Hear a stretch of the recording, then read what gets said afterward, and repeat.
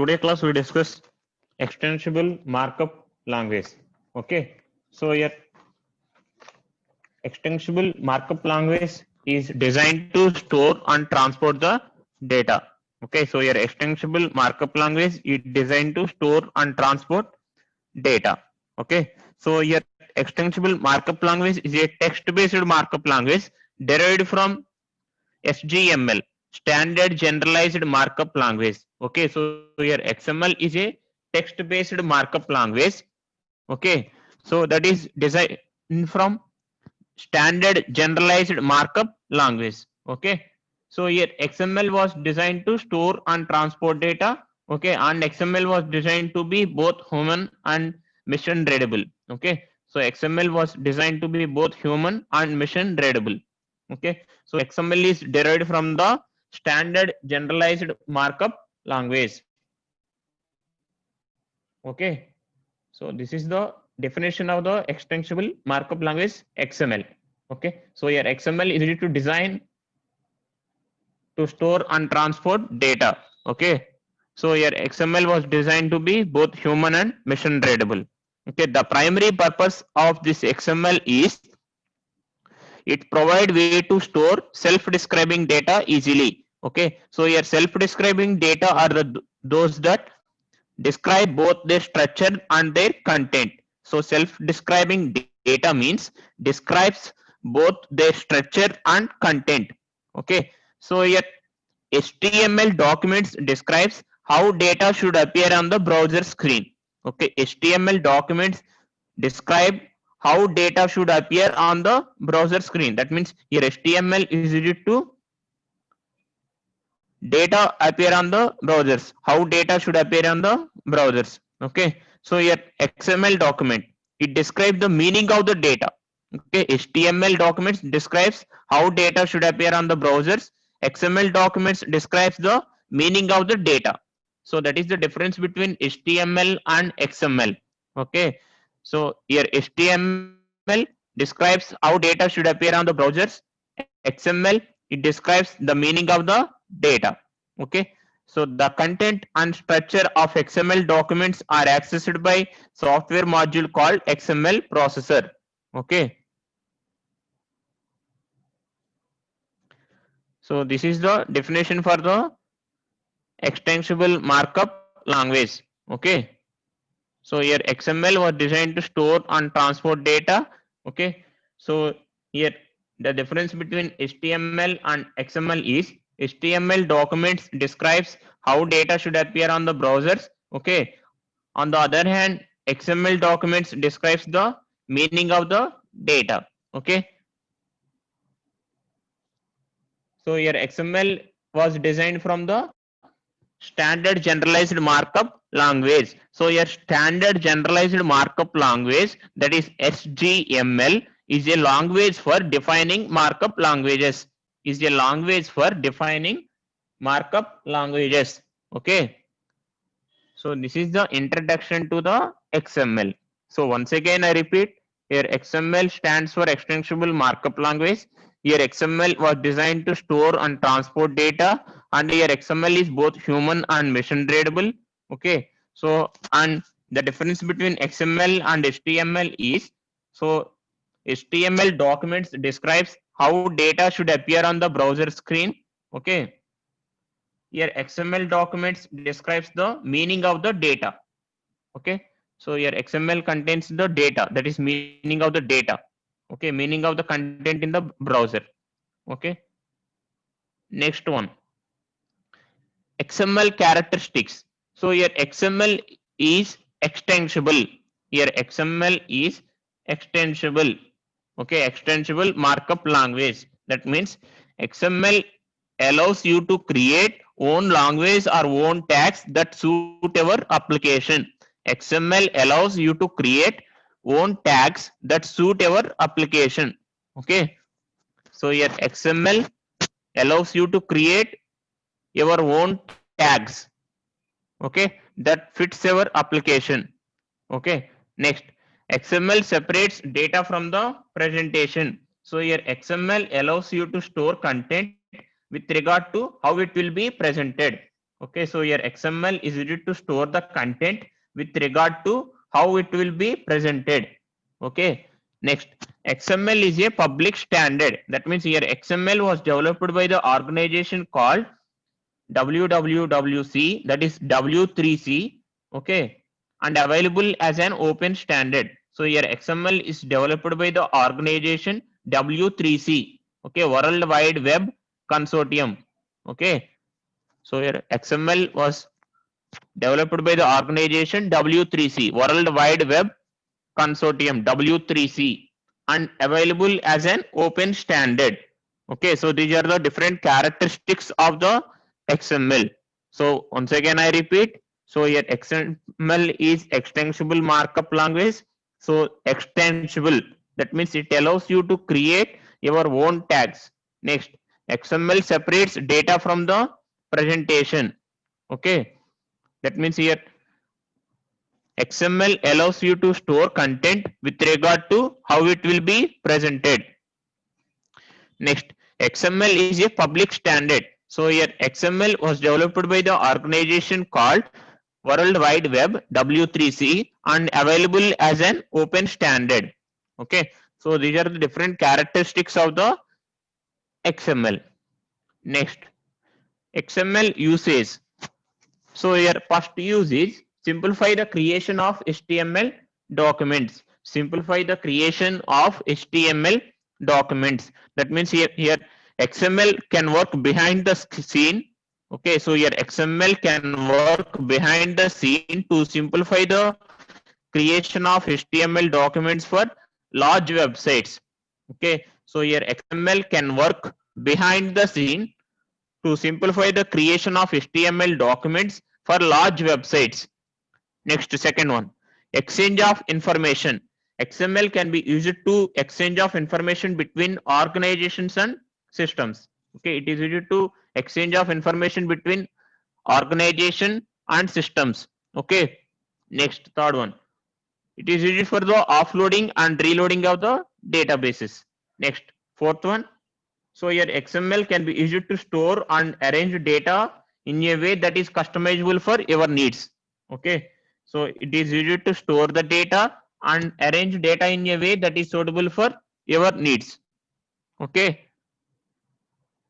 next, so last use is XML can easily mix it with the style sheets to create almost any output. Okay, so here XML can be easily mixed with the style sheets. Okay, so these are the different uses of the XML. So first one, XML can work behind the scene to simplify the creation of HTML documents for large websites. Second one, exchange of information between company and user, that is organization and system. Okay, third one, reloading of the databases. Next, fourth one, here XML can be used to store and arrange the data in a way that is customizable for your needs. Okay, next one, XML can easily mix it with the style sheets. Okay, so these are all are the uses of XML. Next one, XML features. So here XML allows the user to define his own tags, okay, and his own document structure. XML allows the user to define his own tags and his own document structure. Okay, second one, XML is a text-based language. Here XML is a text-based language. That means here plain text files can be used to share the data. Okay, here XML is a plain text-based language. That means here plain text files can be used to share the data. Okay, so here XML, in the XML, plain text files can be used to store the data. Third one, so here XML provides software and hardware independent way of the sharing data. So here XML provides hardware and software independent way of sharing the data. So these are the different features of XML. Okay, so first one allows the user to define own tags and own document structure. Second one, it is text based language. That means plain text files can be used to share the data. Okay, in XML plain text files can be used to share the data. Third one, it is software and hardware independent way of the sharing data. So these are the uses and features of XML. Okay, these are the uses and features of the XML. Next one, XML document structure. XML document structure. So XML document consists of prologue and body. Okay, it consists of two parts.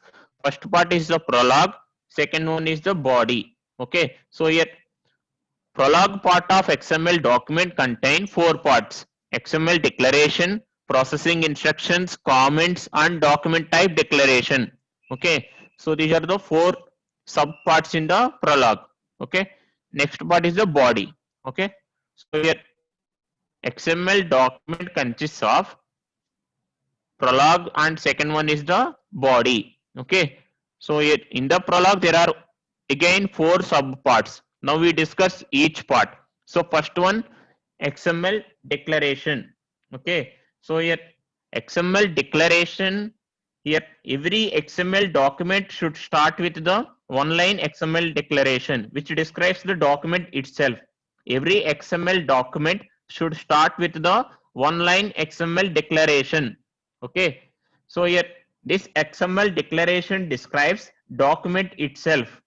Okay, so here the syntax of XML declaration is question mark XML space version equal to 1.0 and encoding equal to UTF-8.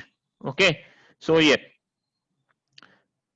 version is XML version. So here version equal to 1.0 means XML version. Okay, and encoding, it specifies the character encoding used in the document. Encoding specifies the character encoding used in the document. So here version is the XML version and encoding is the character encoding used in the document. So here UTF-8, Unicode transformation format used for the set of ASCII characters. UTF-8, Unicode transformation format, that is used for the set of characters. Okay, so second one, it is also have the here. So here another syntax for the XML declaration. So it is also have the standalone attribute. Okay, so it is also have the standalone attribute. So standalone values are either yes or no.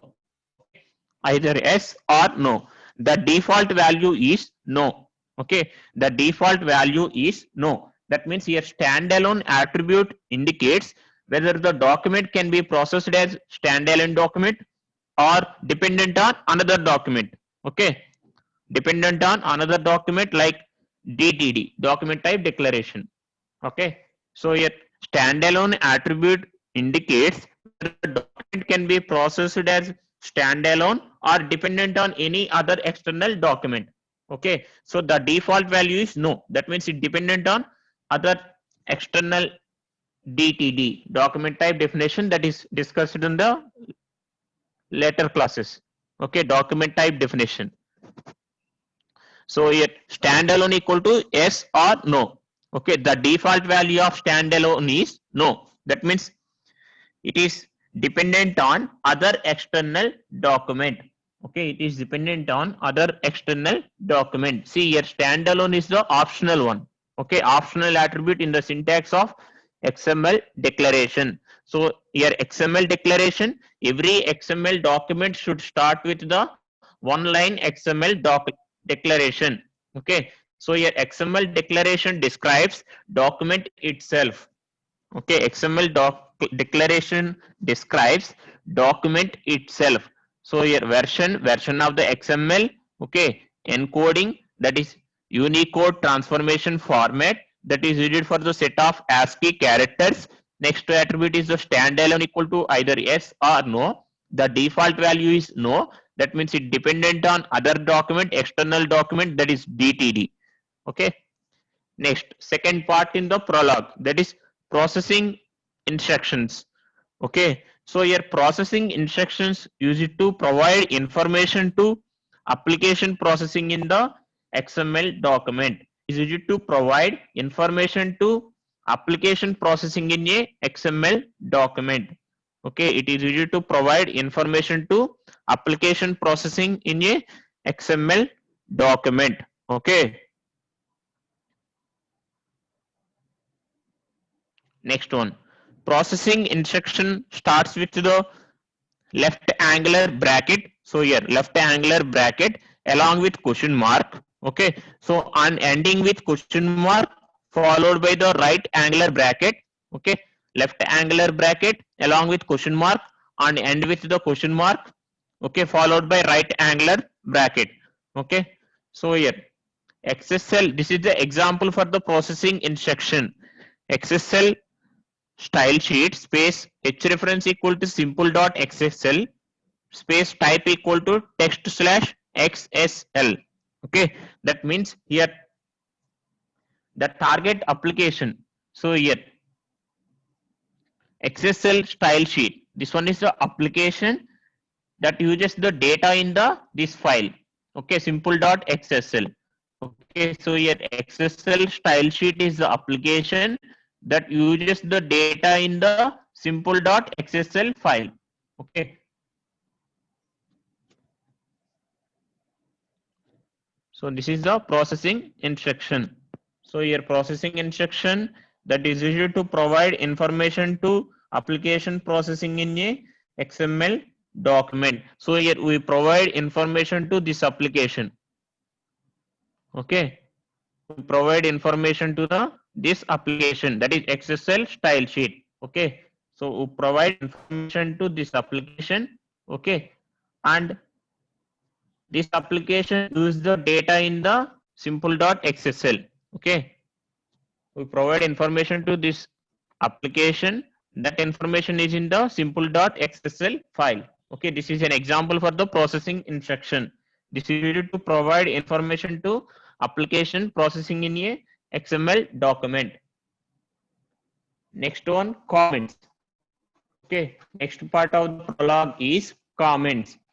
So here comments, like HTML, comments may use anywhere in the XML documents.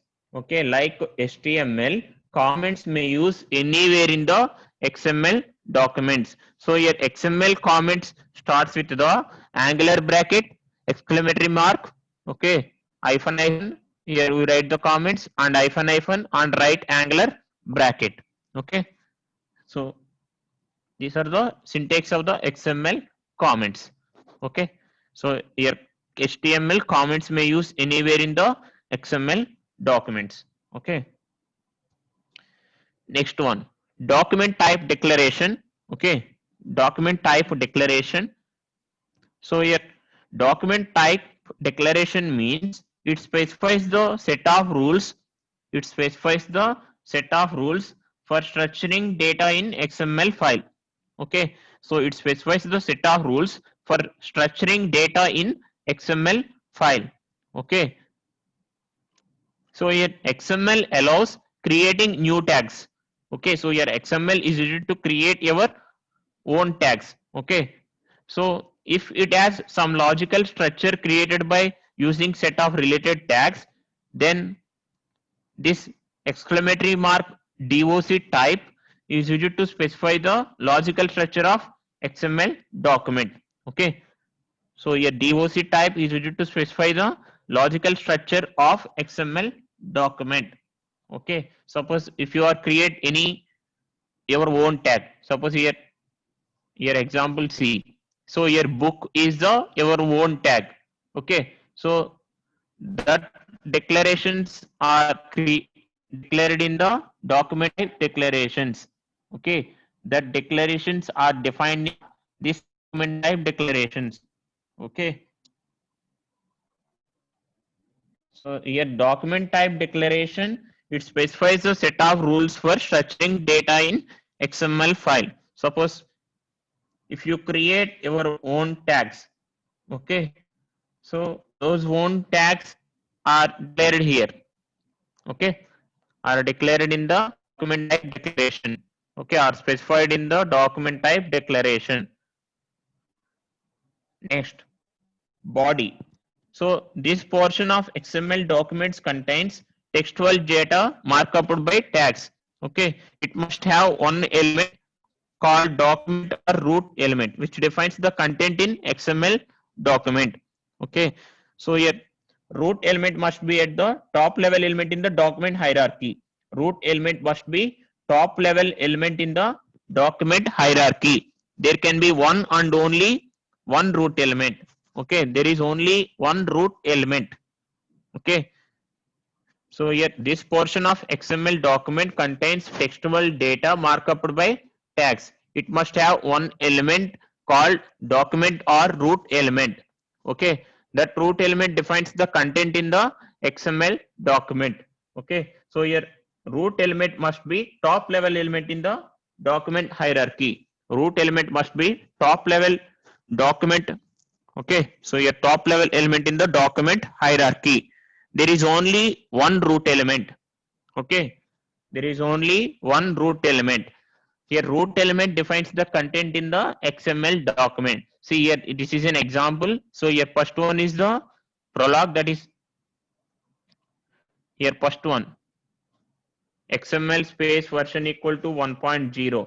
So this one is the XML declaration. Okay, XML declaration. Here version of XML. Okay, next body. In the body, I create own tag, that is book. Okay, here book is my own tag. Okay, so here title, anchor, price. Okay, all these are the own tags. So here the root element is book. The root element is book. Okay, all the remaining elements are sub elements of the subparts of the this element. Okay, so root element is book, and title, author, price are the sub tags.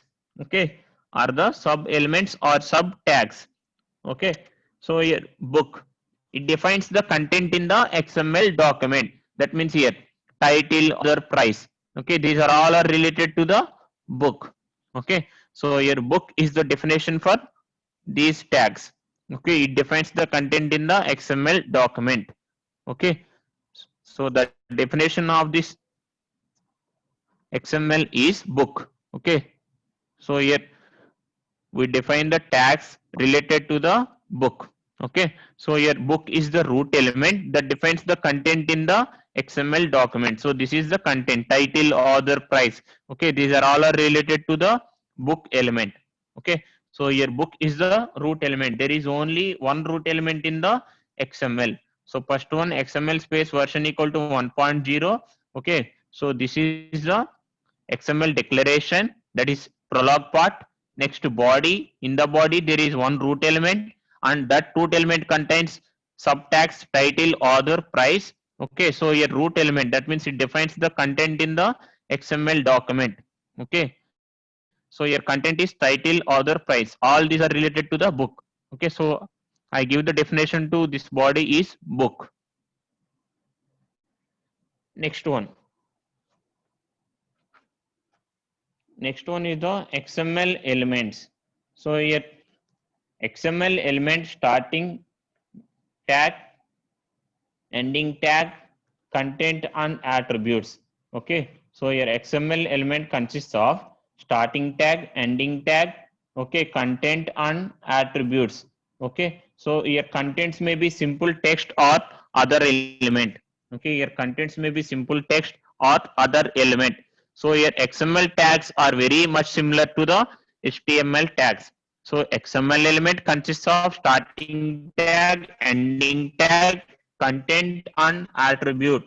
Content may be simple text or other element or both. Okay, content may be simple text or other element or both. Okay, attributes discussed in the next one. Okay, so content may be simple text or other element or both. Okay, so here starting tag and ending tag are similar to the HTML tags. Okay, a tag begins with the, so here less than and end to the greater than character. Okay, so less than and greater than. Okay, so every starting tag must have the corresponding ending tag. Every starting tag must have the corresponding ending tag. Okay. So an element consists of opening tag, closing tag. Okay. An element consists of opening tag, closing tag, and content. Okay. An element consists of opening tag, content, closing tag. Okay. So few tags may not contain any content, hence known as empty elements. Okay. So empty elements means element may not contain any content. Okay. Elements may not contain any content. Those are the empty elements. So here br is the opening tag and there is no content. Next slash br, that is ending tag. Okay. Opening tag, closing tag. There is no content between the opening tag and closing tag. Okay. So that's why this is the empty element. Okay. Break tag. Okay. That is also you see in the HTML. Next one. So remember one point here, XML element means starting tag, content, ending tag. Okay. So every opening tag must have the closing tag. Okay. If there is no content between opening tag and closing tag, that is the empty element. Okay. So here a tag begins with the, so here opening tag begins with the here less than and ends with the greater than. Again closing tag begins with the slash less than and greater than. Okay. So here less than slash tag name greater than. Okay. Next one, attributes. So here attributes are used to describe elements or to provide more information about elements. Okay, attributes are used to describe elements or to provide more information about the elements. They appear in the starting tag of element. They appear in the starting tag of the element, that is opening tag of the element. So here this one is the opening tag and here slash element name is the ending tag. Okay, so this is the syntax for the attributes. Element name space attribute name equal to value, next content, next closing tag name. Okay, so your example element name is employee and the attribute name is gender and value of the attribute is male and the content of the element is abcd and this one slash employee is the closing tag of the element. Okay, so this is about the attributes. Attributes are used to describe elements or to provide information about elements. So here employee is the element and gender is the information about the employee. Okay, gender equal to value male and abcd is the content of the element and closing tag is the employee. Okay, next one, well formed XML. Well formed XML. A XML is said to be well formed if it contains text and tags that conform the basic XML well formedness constraints. Okay, so if the XML is said to be well formed, there are some rules. Okay, those rules must be followed by the XML documents. Okay, so if XML document is said to be well formed XML, they must follow the rules. Okay, so first rule is an XML document must have one and only one root element. XML document must have one and only one root element. Okay, all tags must be closed. Okay, all tags must be closed. Third one, all tags must be properly nested. Okay, all tags must be properly nested. Okay, next fourth one, XML tags are case sensitive. Okay, XML tags are case sensitive. Okay, so these are the rules. Okay, so if your XML document is said to be well formed XML, they must follow all these rules. Okay, first rule is XML document must have only one root element. Second one, all tags must be closed. Third one, all tags must be properly nested. Okay, fourth one, XML tags are case sensitive. So these are the four rules. Okay, next, predefined entities. Next one is the predefined entities. So here predefined entities means, so here W3 specification defined few entities, each of which represents a special character that cannot be used in XML document directly. So here less than, greater than, ampersand, quotation mark, apostrophe. Okay, all these are cannot be used in XML document directly. Okay, less than, greater than, ampersand, quotation, apostrophe, all these are cannot be used in XML document directly. So here W3 specification, that is World Wide Web Consortium specification, defined few entities for each special character.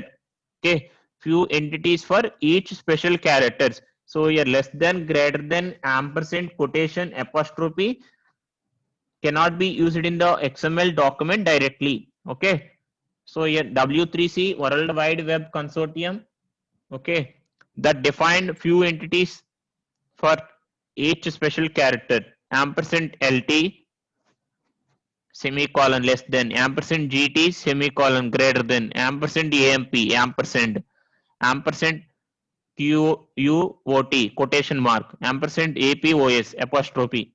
Okay, so these are the entities numbers, that is Unicode point. So here 60, 62, 38, 34, 39, these are the Unicode points. Okay, so these are the predefined entities. Okay, so W3 specification defined few entities that represents a special characters. That special characters cannot be used in the XML directly. So here special characters less than, greater than, ampersand, quotation, apostrophe. So these are cannot be used in XML directly. Okay. Formed XML means it is syntactically correct. Okay. Valid XML means it follow the rules specified in the document type definition or schema. Okay. Document type definition or XML schema. Okay, those are the next topics, document type definition or schema. So here well formed XML means syntactically correct. Valid XML means valid XML is well formed XML and as well as it follow the rules specified in the DTD or schema. Okay, so valid XML follows the rules in the well formed XML as well as rules in the DTD and schema. Okay, so well formed XML is syntactically correct, valid XML is well formed XML as well as it follow the rules specified in the DTD or schema.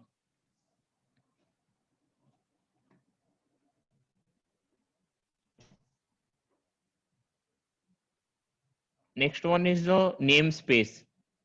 Okay, so next one is the namespace. So your XML namespace provides simple and straightforward way to distinguish elements between the XML document. Okay, so XML namespace provides simple and straightforward way to differentiate between the element names in the XML document. Distinguish between the elements names in the XML document. Okay, so here suppose here client.xml and server.xml. There are two XML files, client.xml and server.xml. So elements are config, version and /config. So your config is the root element and version is the sub tag and your /config, that is ending tag corresponding to root element.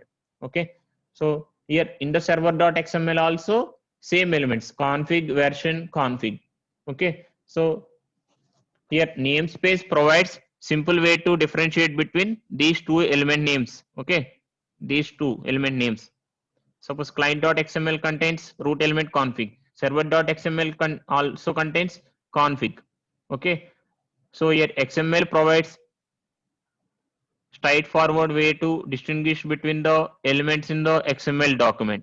Okay, so here XML uses namespaces. Okay, so this namespace suggests to use prefix with the every element. This namespace suggests to use prefix with the every element. Okay, see here.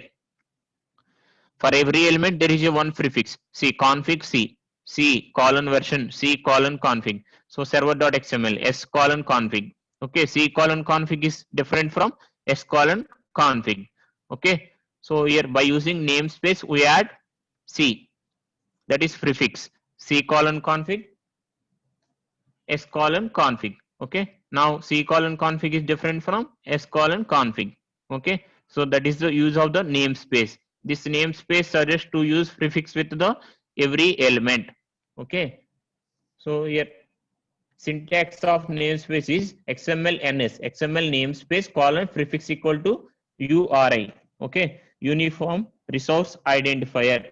It is used to guarantee the prefixes used by the different developers. So URI is used to guarantee the prefixes used by the different developers. Suppose here we add the prefix C. So XMLNS colon C equal to URI. Okay. XMLNS colon S equal to URI. Okay. So before using the namespace, client.xml, server.xml. So client.xml contains config version config. So server.xml also contains config version config. So your config element in client.xml, your config element in server.xml are the same. Okay. Now to differentiate between these two, okay, config in client.xml and config in server.xml. To differentiate these two, we use prefixes. Okay. So your namespace suggests to use prefix with the every element. So here the prefix is the C colon config, C colon version, C colon config. Okay. So here the prefix used in the server.xml is S colon config, S colon version, S colon config. Okay. So before that we declare the namespace. Okay. Before that we declare the namespace. Okay. So that syntax for the declaring namespace is XMLNS colon prefix equal to URI. Okay. So here for the client.xml, XMLNS colon C equal to URI. That is C is the prefix. Next, in the server.xml, we declare the namespace as XMLNS colon S equal to URI. Okay. So here URI is the uniform resource identifier that is used to guarantee the prefixes used by the different developers. Okay. So in general, URIs are used to choose unique name. Okay. So in general, URIs are used to choose unique name. Okay. So your prefix are the shorthand placeholders of URIs. Your prefix is the shorthand placeholders of the URI. That is here C is the prefix. Next here in this S is the prefix. Okay. So before namespaces in XML, okay, client.xml and server.xml having the same element name, that is config. Root element is config in client.xml, root element is config in server.xml. These two are the same. So to differentiate between these two elements in client.xml and server.xml, we using the namespaces. This namespace suggests to use prefix with the every element. So that prefix is C in the client.xml. In server.xml, here now prefix is S. Okay. So before that we declare prefixes in namespaces. So here XMLNS colon prefix is the C equal to URI. So in the server.xml, XMLNS colon prefix is the S equal to URI. Okay. First we declare this namespace.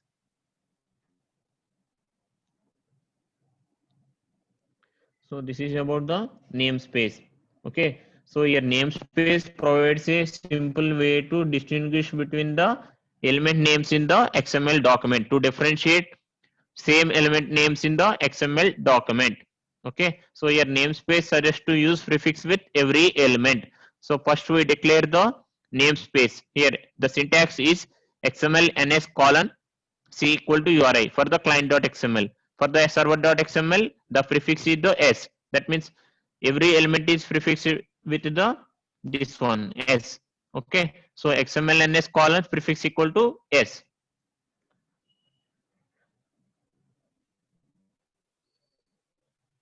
So up to now in unit 3 we discussed XML definition, that is used to store and transport the data. Okay. So here XML is used to store and transport the data. Okay. Next one, XML characteristics. Okay. So here XML is extensible and it is a public standard, and we discuss XML use and XML features and also discussed XML document structure. XML document structure consists of two parts, prologue and body. Okay, so here prologue again consists of four parts, that is XML declaration, processing instruction, comment and document type declaration, and second part in the document is body. Okay, next we discussed XML elements. Okay, next attributes and well formed XML, next predefined entities, next valid XML. So here well formed XML means it follows the four rules. Okay, that is here well formed XML is syntactically correct. Okay, and valid XML is a well formed XML as well as it follows the rules specified in the DTD. Okay, next namespaces. Here namespace you need to provides way to the distinguish between the element names in the XML document. That is, you need to differentiate same element names in the XML document. Okay, so in next class we discuss DTD, document type definition, internal DTD, external DTD. Okay, so these are discussed in the next class. Okay.